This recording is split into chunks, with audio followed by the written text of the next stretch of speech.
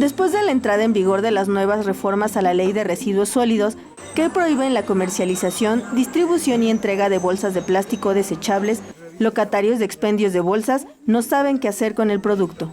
Yo pienso que los proveedores también se deben de hacer un poco responsables, no al 100%, pero sí te deben de responder al 50%, ¿no? Si tienes 100 bultos, decir, no sé, regrésame 50 y 50 micha y micha, porque sí va a ser muy difícil, pues es producto nuevo que se nos va a quedar a todos.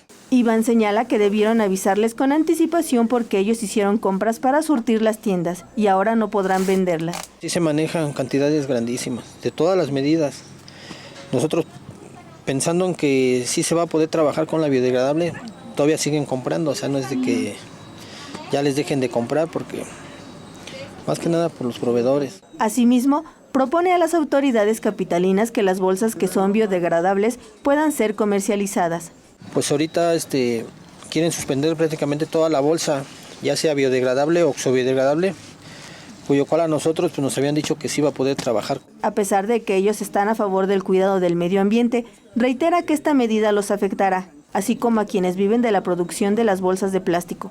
En su caso, llega a vender 300 kilos de bolsas al día, con un precio de 42 pesos por kilo. Es decir, 12,600 pesos al día que verá perdido si no comercializa el producto. Con imágenes de Jorge Barajas, Mariana Sánchez, 21 Noticias.